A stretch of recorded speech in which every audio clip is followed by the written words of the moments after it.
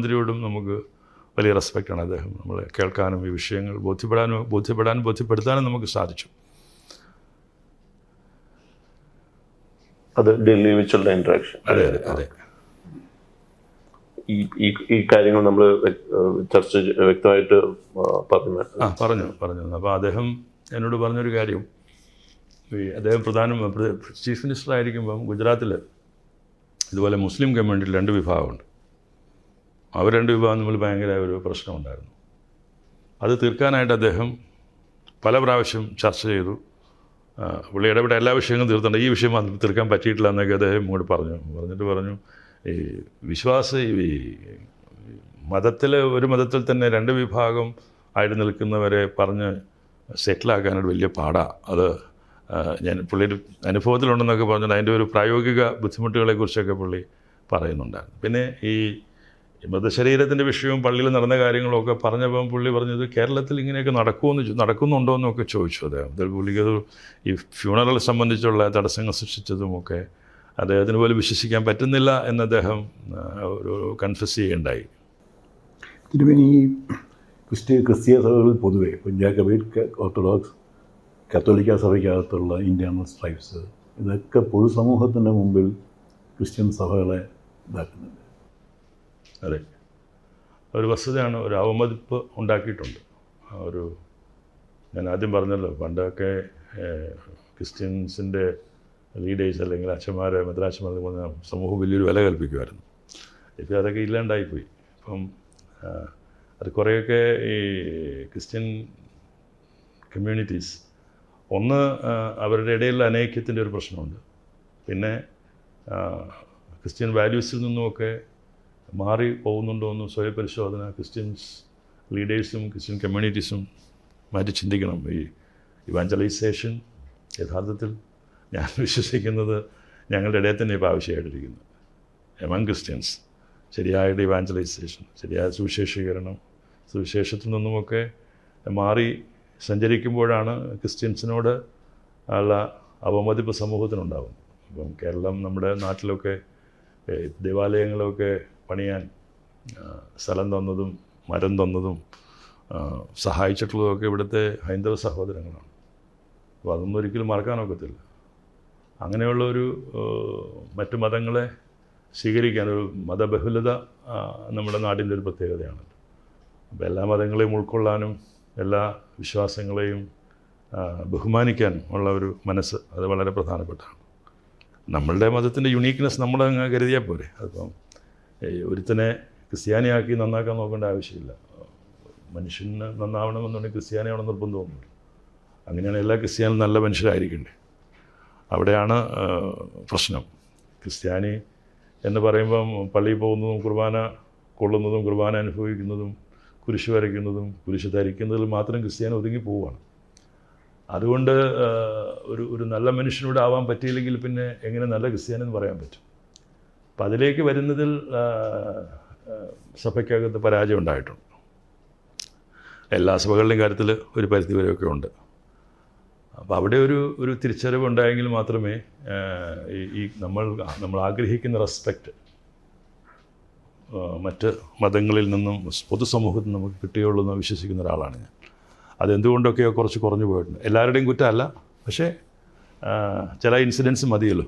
പല ഇൻസിഡൻസും അങ്ങനെയുള്ള ക്രിസ്ത്യൻ കമ്മ്യൂണിറ്റിയുടെ നമ്മൾ നാട്ടിൽ ഉണ്ടായിരുന്ന ഒരു മതിപ്പിന് ഇച്ചിരി ഇടിവ് സംഭവിച്ചിട്ടുണ്ടെന്ന് പറയേണ്ടതായിട്ട്. അത് കുറേയൊക്കെ മൂവീസ്, അതുപോലെ തന്നെ ഈ സിനിമകൾ, അതുപോലെ തന്നെയുള്ള സോഷ്യൽ മീഡിയ, ഇതൊക്കെ വ്യാപകമായിട്ടുള്ള ആക്രമണം, ഉള്ളതും ഇല്ലാത്തതുമൊക്കെ വലിച്ചു വാരി എഴുതി പറഞ്ഞുമൊക്കെ മറ്റുള്ളവരുടെ ഇടയിൽ ഈ ചർച്ചിനെക്കുറിച്ചൊക്കെ അവമതിപ്പുണ്ടാക്കുന്ന വിഷലിപ്തമായിട്ടുള്ള കാര്യങ്ങളൊക്കെ പറഞ്ഞും പരത്തിയും ഒക്കെ ഒത്തിരി ബുദ്ധിമുട്ടുണ്ടാക്കുന്നുണ്ട്. അത് എല്ലാ മതങ്ങൾക്കും ഒരു പരിധിവരെയൊക്കെ അത് ഏറ്റെടുക്കേണ്ടതായിട്ട് വരുന്നുണ്ടെന്ന് എനിക്ക് തോന്നുന്നു.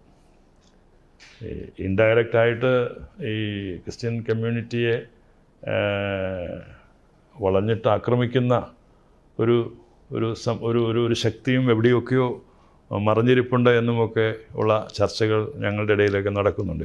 ബിഷപ്സൊക്കെ കൂടി വരുമ്പോഴൊക്കെ അതൊക്കെ ചില ഒരു ടാർഗറ്റിൻ്റെ ഭാഗമായിട്ട് ആണ്. കത്തോലിക്ക സഭയൊക്കെ വളരെ ഓർഗനൈസ്ഡ് ആയിട്ടുള്ള ഒരു ചർച്ചാണ്. ഒരു നല്ലൊരു ഫ്രെയിം വർക്കിലുള്ള ചർച്ചാണ്. പോപ്പ് എന്ന് പറഞ്ഞാൽ പിന്നെ അതിന് എതിരാരും ഒന്നും പറയത്തില്ല. അവിടെ പോലും വ്യത്യസ്ത ചിന്താഗതികളും പള്ളിയിലെ ആരാധന സംബന്ധിച്ചുള്ള ഇഷ്യൂസും ഒക്കെ വന്നിട്ട് ജനങ്ങൾ കൂടുതലായി സഭാ നേതൃത്വത്തിനെതിരെ നിൽക്കുന്ന ഒരു സാഹചര്യമൊക്കെ ഇപ്പോൾ ഉണ്ടായിട്ടുണ്ട്. അതൊക്കെ വലിയ ഒരു ഒരു ഒരു ഒരു ചർച്ചിനെ സംബന്ധിച്ചിടത്തോളം അവരുടെ ആ ഫാബ്രിക്കിന് അതിൻ്റെ യൂണിറ്റിക്കുമൊക്കെ വലിയ ബുദ്ധിമുട്ടുണ്ടാക്കിയിട്ടുണ്ട്. അതിലൊക്കെ എല്ലാവരും ദുഃഖിതരാണ്. നമ്മുടെ യങ് ജനറേഷൻ പള്ളിയിൽ നിന്ന് അകന്നു പോകുന്നതായിട്ട് തോന്നുന്നുണ്ട്. ഇപ്പം പള്ളിയിലൊക്കെ ആണെങ്കിലും പണ്ട് യൂത്ത് മൂവ്മെൻറ്റും സൺഡേ സ്കൂൾ എന്നൊക്കെ പറയുമ്പോഴത്തേക്ക് ഒരു നല്ലൊരു സംഖ്യ പിള്ളേരുണ്ടായിരുന്നു. ഇപ്പം ആ ഒരു മൂവ്മെൻറ്റ് അതിലൊക്കെ ആണെങ്കിലും കുട്ടികൾ യങ്സ്റ്റേഴ്സ് പള്ളിയിൽ നിന്ന് ഇച്ചിരി അകന്ന് നിൽക്കുന്നതായിട്ട് കാണുന്നുണ്ട്. അങ്ങനെ എന്തെങ്കിലും യങ് ജനറേഷൻ്റെ കാഴ്ചപ്പാടിൽ എല്ലാവരും ഒന്നുമില്ല, ഒരു വിഭാഗം അങ്ങനെ മാറി ചിന്തിക്കുന്നുണ്ട്. അതൊരു വസ്തുതയാണ്. പിന്നെ നമ്മളുടെ ഇവിടെ ഈ മൈഗ്രേഷൻ ഭയങ്കരമായിട്ട് നടക്കുന്നു. പിള്ളേരെല്ലാം ഈ 12ാം ക്ലാസ് കഴിഞ്ഞാൽ എങ്ങനെയും വിട്ടുപോവുകയാണ്. അപ്പോൾ അങ്ങനെ വരുമ്പം ഈ കുട്ടികൾ ഇല്ല എന്നുള്ളതൊരു പ്രശ്നമുണ്ട്. പിന്നെ ഞങ്ങളുടെ ചർച്ചിനെ സംബന്ധിച്ചിടത്തോളം ഇപ്പോൾ യൂറോപ്പിലോ അമേരിക്കയിലോ ഒക്കെ അവർ പോയാലും അവിടെ ഒരു ഫോമിങ് കോൺഗ്രിഗേഷൻ ആ ഒരു ഇതിൽ നിൽക്കുന്നുണ്ട്. പക്ഷേ ഇവിടുത്തെ നമ്പേഴ്സിൽ കുറവ് വരുന്നത് വലിയൊരു പ്രശ്നമാണ്. പക്ഷേ മറ്റ് പാശ്ചാത്യ രാജ്യങ്ങളിൽ വ്യത്യസ്തമായിട്ട് നമ്മുടെ ഇവിടുത്തെ ഇവിടെ ഒരു മൊത്തത്തിലൊരു റിലീജിയസ് സ്പിരിറ്റ് ഉണ്ടല്ലോ ഇവിടെ. ഇപ്പം ഹൈന്ദവരായാലും മുസ്ലിങ്ങളായാലും ക്രിസ്ത്യാനികളായാലും കൂടുതൽ പള്ളിയുമായിട്ട് അറ്റാച്ച്ഡ് അല്ലെങ്കിൽ ആരാധനാലയങ്ങളുമായിട്ട് അറ്റാച്ച്മെൻറ്റ് കുറച്ചുണ്ട്. അത് കാലഘട്ടത്തിനനുസരിച്ച് കുറച്ച് ഇടിവ് സംഭവിക്കുന്നുണ്ട്. അതൊക്കെ ഈ സോഷ്യൽ മീഡിയയുടെ വ്യാപകമായിട്ടുള്ള ഉപയോഗം, പിന്നെ ഇപ്പം പള്ളിയിൽ പോകാണ്ട് തന്നെ പള്ളിയിൽ നടക്കുന്ന കാര്യങ്ങളൊക്കെ വീട്ടിലിരുന്ന് കാണാം. ഇതെല്ലാം ഈ പോസ്റ്റ് കോവിഡ് കാലം ഒത്തിരി ഒരു മാറ്റം റിലീജിയൻ്റെ ഇടത്തും ഒക്കെ സംഭവിച്ചിട്ടുണ്ട്. അപ്പം ഓൺലൈനിലെല്ലാം കുർബാന കാണാം. മറ്റത് ഞായറാഴ്ച പള്ളിയിൽ പോയില്ലെങ്കിൽ പ്രശ്നമായിരുന്നു. ആ പ്രശ്നമൊക്കെ കോവിഡോട് മാറി. അപ്പോൾ അങ്ങനെ വരുമ്പം പള്ളിയിലൊക്കെ സ്ട്രെങ്ത്തൊക്കെ കുറഞ്ഞിട്ടുണ്ട് ഒത്തിരി. അപ്പോൾ നമ്മളിപ്പം ഈ ഓൺലൈൻ വേണ്ട എന്ന് പറഞ്ഞിട്ടുണ്ട്, പ്രൊമോട്ട് ചെയ്യുന്നില്ല. പക്ഷെ അന്നേരം പ്രായമുള്ള ആൾക്കാർ പള്ളിയിൽ വരാൻ പറ്റാത്തവരുണ്ട്, അവർക്കിത് വേണം. അപ്പോൾ അതുകൊണ്ട് നിർത്താനും പറ്റത്തില്ല.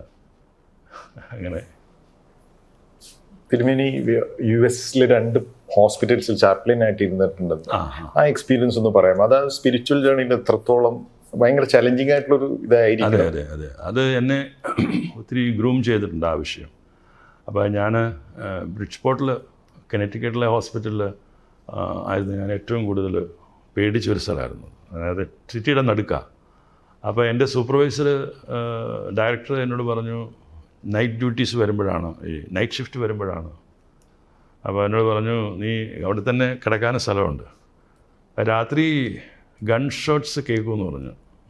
അപ്പോൾ അതുകൊണ്ട് എന്താണെന്ന് ചോദിച്ചു. ഗൺ ഷോട്ട് കേട്ടാൽ അതിൻ്റെ അർത്ഥം നീ ഇവിടെ എമർജൻസിയിൽ റെഡിയായിട്ട് അന്നേരം ഉണ്ടാവും. അത്യാവശ്യം ഉറങ്ങിക്കുക, പക്ഷേ ഷോട്ട് കേട്ട് കഴിഞ്ഞാൽ പിന്നെ ഒട്ടും വൈകരുത്, അപ്പം തന്നെ വന്ന് നിൽക്കണം. അപ്പോൾ അന്നേരം ഞാൻ ഇത് ശരിക്കും അന്നത്തെ രാത്രി തന്നെ അനുഭവം ഉണ്ടായി. അപ്പം മിഡ് നൈറ്റിൽ ഗൺ ഷോട്ട് കേട്ടു, ചാടി എഴുന്നേറ്റ് താഴെ ചെന്നപ്പോഴത്തേക്കും ആളെ കൊണ്ടുവന്നു അവിടെ ഈ ബ്ലഡിൽ കുളിച്ച്. അപ്പോൾ അതൊക്കെ വല്ലാത്തൊരു എക്സ്പീരിയൻസ് ആയിരുന്നു. പിന്നെ ഈ രോഗികൾ അവരെ അറ്റൻഡ് ചെയ്യുന്ന ആളുകൾ, അപ്പോൾ അവരുടെ കൺഫ്രണ്ടേഷൻ വരും, അവരൊക്കെ കോൺവെർസേഷൻ വരുമ്പം ഞാൻ അവരെയൊക്കെ ഒന്ന് പാസിഫൈ ചെയ്യാനായിട്ടും അവരെയൊക്കെ ഒന്ന് ആശ്വസിപ്പിക്കാൻ ശ്രമമൊക്കെ നടത്തും. അപ്പോൾ അത് ഈ ചാപ്ലിൻ്റെ ഒരു ഡ്രസ് കോഡുണ്ട്. അപ്പോൾ ഒരു ഇൻസിഡൻറ്റ്, ഒരു അമ്മ അവരുടെ കുഞ്ഞ് മരിക്കാൻ പോവുക. അപ്പോൾ അങ്ങനെ ഞാൻ അവരെ ഒരു ബ്ലാക്ക് ലേഡിയാണ്, ആഫ്രിക്കൻ അമേരിക്കൻ, അവരെ ഒന്ന് ആശ്വസിപ്പിക്കാൻ ചെറിയ ശ്രമം നടത്തി. അപ്പം അവർ അന്നേരം പറഞ്ഞു, you are the Messenger of death. അപ്പോൾ എനിക്ക് അന്നേരം അത് വർക്കായത്. മെസ്സഞ്ചർ ഓഫ് ഡെത്ത് എന്ന് പറഞ്ഞു കഴിഞ്ഞാൽ ഈ അച്ഛന്മാർ സാധാരണ മരണാവശ്യങ്ങൾക്കും അതുപോലെ തന്നെ അന്ത്യകൂദാശ കൊടുക്കാനും ഒക്കെ ആണല്ലോ ചെല്ലുന്നത്. അപ്പോൾ you are the Messenger of death എന്ന് പറഞ്ഞാൽ അവർ ഭയങ്കരമായിട്ട് ഷൗട്ട് ചെയ്തു തന്നെ. അപ്പോൾ ഞാൻ ഒന്നും മിണ്ടിയില്ല. കുറച്ച് നേരം പിന്നെ അവിടെ നിന്നു. അത് പിന്നെ അവരങ്ങ് കാമായി. അപ്പം നമുക്ക് അങ്ങനെയുള്ള സിറ്റുവേഷൻസ് ഒത്തിരി ഈ നമ്മളൊരു നല്ല മനുഷ്യനാവാനായിട്ടും ഈ ലൈഫിൻ്റെ റിയാലിറ്റീസിലേക്ക് നമ്മൾ അനുഭവിച്ചിട്ടില്ലെങ്കിൽ മറ്റുള്ളവരുടെ റിയാലിറ്റീസിലേക്ക് യാത്ര ചെയ്യാനുമൊക്കെ അങ്ങനെയുള്ള സന്ദർഭങ്ങളും, പ്രത്യേകിച്ച് ഒരു മൾട്ടി കൾച്ചറൽ സൊസൈറ്റിയിൽ അങ്ങനെ ചെയ്യാൻ പറ്റിയെന്നുള്ളത് ഒരു പക്ഷേ എൻ്റെ പേഴ്സണാലിറ്റി അത് കുറച്ചെങ്കിലുമൊക്കെ സ്വാധീനിച്ചിട്ടുണ്ടെന്ന് എനിക്ക് തോന്നുന്നു. വലിയൊരു എക്സ്പീരിയൻസ്. ഞാൻ ഇഷ്ടപ്പെടുന്നൊരു ജോലിയായിരുന്നു അത്. നന്നായിട്ട് എൻജോയ് ചെയ്തൊരു ശുശ്രൂഷയായിരുന്നു അത്. അത് ചിലപ്പോൾ നോക്കുമ്പം എനിക്ക് തോന്നും അവിടെ തന്നെ അങ്ങ് നിന്നാൽ മതിയായിരുന്നു എന്നൊക്കെ. ചാപ്ലിനായിട്ട് തന്നെ അങ്ങ് പോയാൽ മതിയായിരുന്നു. ഡോക്ടറേറ്റൊക്കെ അങ്ങോട്ട് കംപ്ലീറ്റ് ചെയ്ത് അതിൽ തന്നെ നല്ല ശമ്പളമൊക്കെ കിട്ടുമായിരുന്നു. അവിടെ വന്നിട്ടൊരു പള്ളിയൊക്കെ നോക്കി നടത്തിയാൽ മതിയായിരുന്നു ചിലപ്പോൾ തോന്നും. അങ്ങനെയൊക്കെ ഈ നമ്മൾ നടന്നു പോകുന്ന വഴികളിലെ വെല്ലുവിളികളുടെ ആ ഒരു അതിൻ്റെ ഡെപ്ത്ത് ചിലപ്പോഴൊക്കെ ഒത്തിരി ബുദ്ധിമുട്ടുണ്ട്. അത് എങ്ങനെ സർവൈവ്, എങ്ങനെ ഇത് മുന്നോട്ട് കൊണ്ടുപോകാൻ പറ്റും, അങ്ങനെയൊക്കെ നോക്കുമ്പോൾ പിന്നെ എക്സ്പെക്റ്റേഷൻസ് ആർ വെരി ഹൈ. അതാണ് ഇപ്പോൾ ഏറ്റവും വലിയൊരു ക്രൈസിസ് ആയിട്ട് നിൽക്കുന്നത്. ഭയങ്കര എക്സ്പെക്റ്റേഷനാണ്. എന്തുകൊണ്ട് ഇത്ര എക്സ്പെക്റ്റേഷൻ വന്നെന്ന് എനിക്കറിയത്തില്ല. ഞാൻ ആൾക്കാർക്ക് എന്തൊക്കെയോ ഇതെല്ലാം ശരിയാവും, ഒക്കെ നന്നാവും, ഇനി കഷ്ടകാലമൊന്നും ഉണ്ടാവില്ല എന്നൊക്കെയാണ് ആൾക്കാരുടെ ധാരണ. പക്ഷേ ആ ഒരു എക്സ്പെക്റ്റേഷൻ വലുതായിട്ട് നിൽക്കുമ്പോൾ നമ്മൾ അനുഭവിക്കുന്ന ഒരു ബുദ്ധിമുട്ടുണ്ടല്ലോ, അത് പറഞ്ഞറിയിക്കാൻ പറ്റത്തില്ല. അതാണ് ഇപ്പോൾ എന്നെ ഏറ്റവും കൂടുതൽ വല്ലാണ്ട് ഞാൻ അനുഭവിക്കുന്ന ഒരു പ്രശ്നം. അതിൽ പിന്നെ ഇപ്പം ആദ്യം പറഞ്ഞ പോലെ ദൈവത്തിൽ ആശ്രയിച്ച് മുന്നോട്ട് പോവുക, മറ്റുള്ളവരുടെ പ്രതീക്ഷകൾക്ക് അനുസരിച്ച് ഉയരാൻ പറ്റാണ്ട് വരുമ്പോഴുള്ള, അല്ലെങ്കിൽ അങ്ങനെ ഉയരാൻ പറ്റുമോ എന്നുള്ള ആ ഒരു ആശങ്ക യഥാർത്ഥത്തിൽ ഒത്തിരി ഭയപ്പെടുത്തുന്നുണ്ട്.